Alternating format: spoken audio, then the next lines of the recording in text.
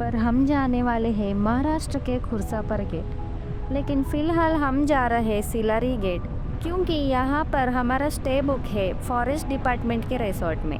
ये जो आप देख रहे हैं ये है सिलारी गेट का बफर जोन, जो हमें सीधे हमारे रिसोर्ट तक ले जाता है।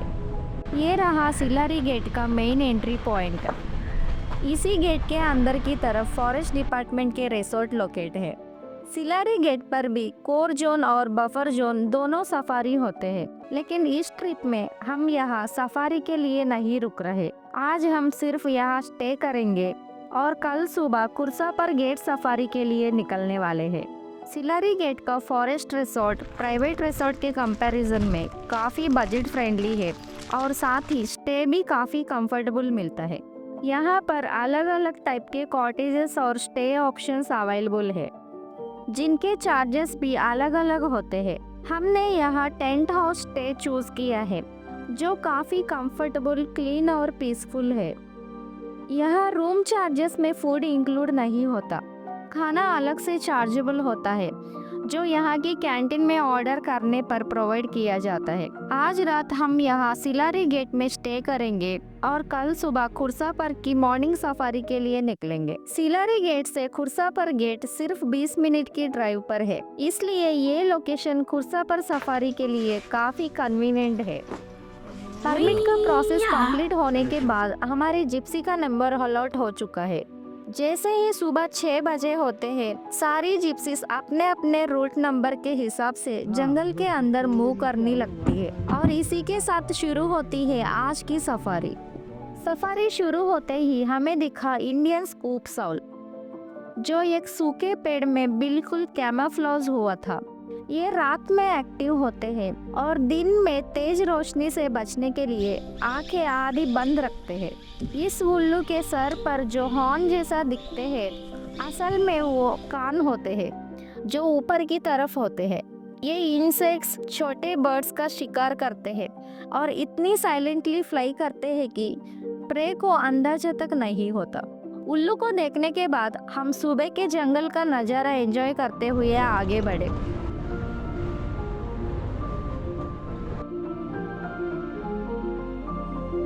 दूर से हमें सांबर डियर दिख रहा था, जो पेड़ के पीछे से निकलकर एक छोटा सा नाला क्रॉस कर रहा था।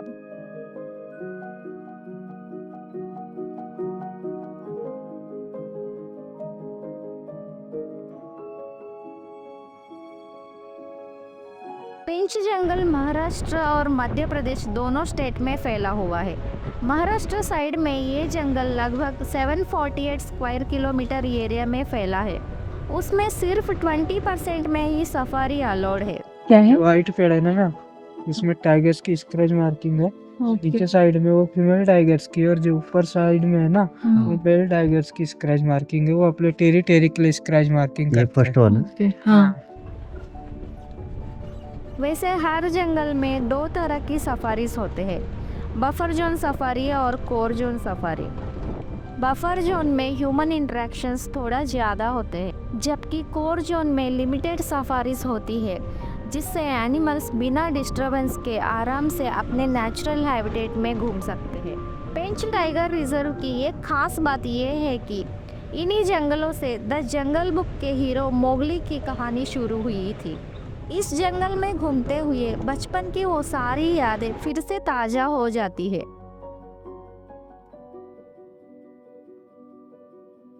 जंगल को एक्सप्लोर करते हुए अचानक हमें चारों तरफ से लाउड का अलार्म कॉल सुनाई दिया।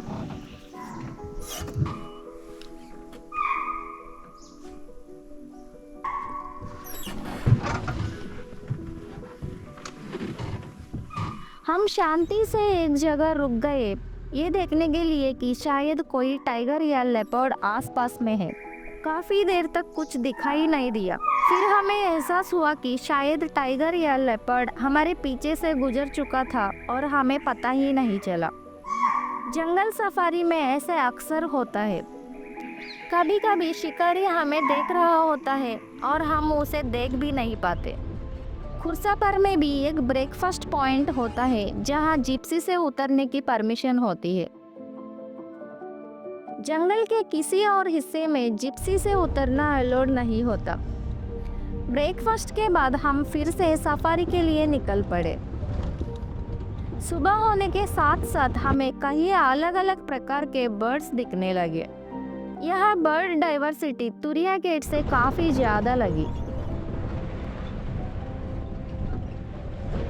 उनमें से एक था रेड नेप्ड आइबिस, जो आमतौर पर खेतों में झुंड में देखने को मिलता है।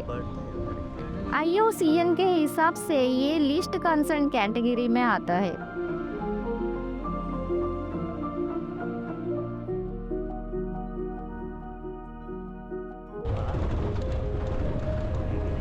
रेड नेप्ड आइबिस देखने के बाद हम थोड़ा आगे जाने के बाद हमें जंगल ऑल देखने को मिला है। ये स्कूप साउल से थोड़ा बड़ा होता है और दिन में भी एक्टिव रहता है।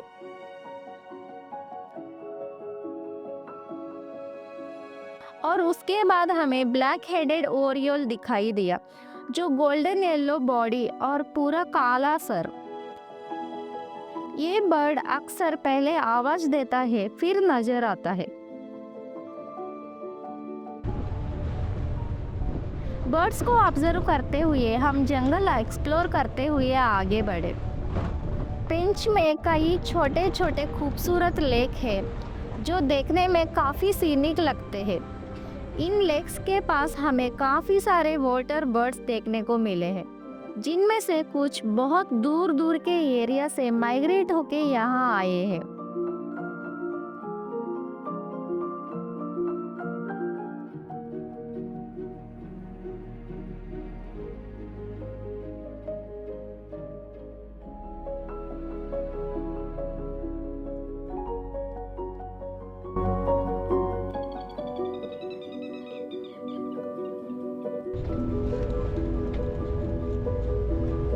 आज की सुबह की सफारी में हम ज़्यादा वाइल्ड लाइफ साइटिंग नहीं मिला, लेकिन सुबह सुबह जंगल में घूमने का एक्सपीरियंस अपने आप में ही काफ़ी स्पेशल होता है। जंगल की शांति, ठंडी हवा और नेचुरल सराउंडिंग्स, ये सब मिलकर एक अलग ही फील देता है। अब देखते हैं कि दोपहर की सफारी का एक्सपीरियंस कैसा रहता है।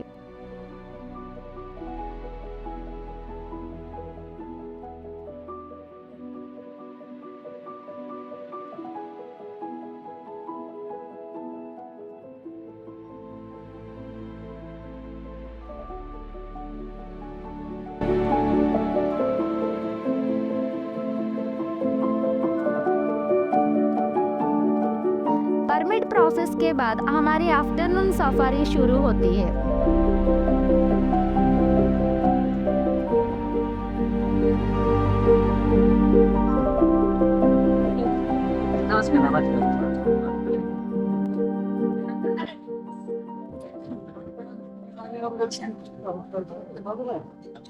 वैसे मेरा नाम मनीषा है और हम लोग आगे से और एक गेट रहेगा हमें, और पुराना गेट है, हमें 3 साल की इस गेट को शिफ्ट करते हैं।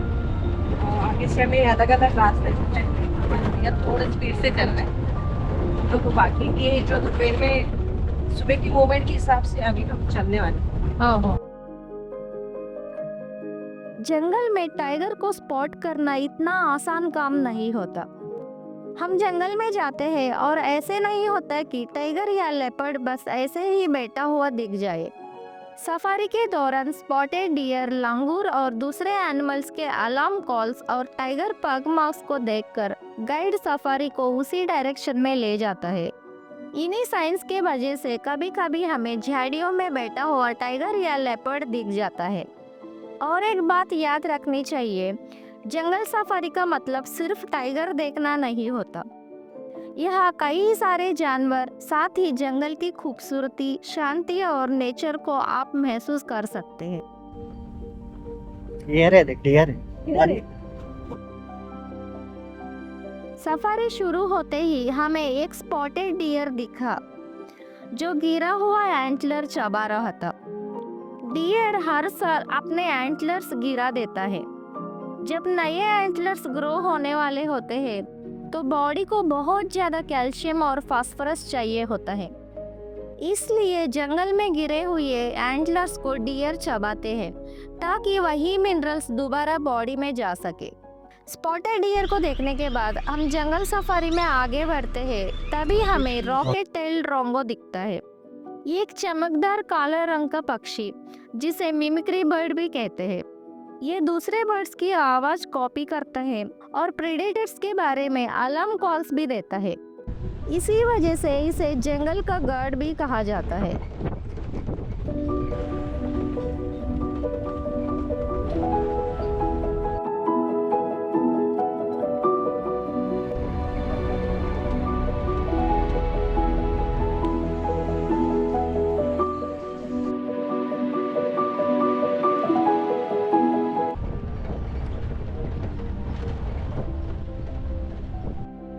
सफारी के दौरान हमें दिखी नीलगाय, जिसे उसके नील ग्रे रंग के वजह से ब्लू बुल भी कहा जाता है।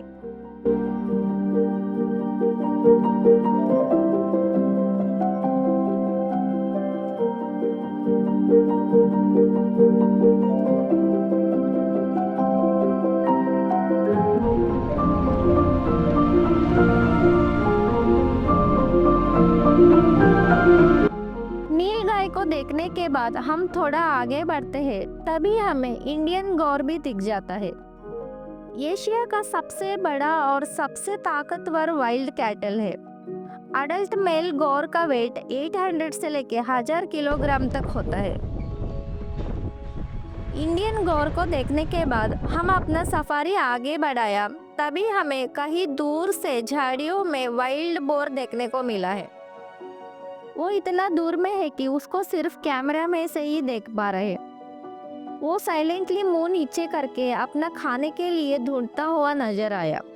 हम थोड़ी देर वेट किया कि वो थोड़ा आगे की तरफ आएगा करके, लेकिन वो जंगल की तरफ चला गया। फिर हमने हमारा सफारी जारी रखा है। जैसे जैसे अंधेरा बढ़ने लगा, सफारी का टाइम खत्म होने लगा और हमें जंगल से बाहर निकलना पड़ा। इस सफारी में भी हमें टाइगर देखने को नहीं मिला। कभी कभी पहली सफारी में ही आपको टाइगर दिख जाते हैं और कभी कभी 4 या 5 सफारी करने के बाद भी नहीं। इसलिए अगर आप टाइगर देखना चाहते हैं तो आप कम से कम 4 या 5 सफारी का बुकिंग करें और हमारा तुरिया गेट का व्लॉग चेक कर सकते हैं। भले ही इस सफारी में हमें टाइगर साइटिंग नहीं हुई, लेकिन जंगल का एक्सपीरियंस बेहद यादगार रहा। अगर आप वाइल्ड लाइफ और जंगल सफारी में इंटरेस्ट रखते हैं तो हमारे चैनल को लाइक करें, शेयर करें और सब्सक्राइब करें।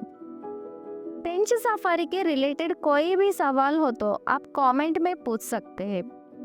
Thank you.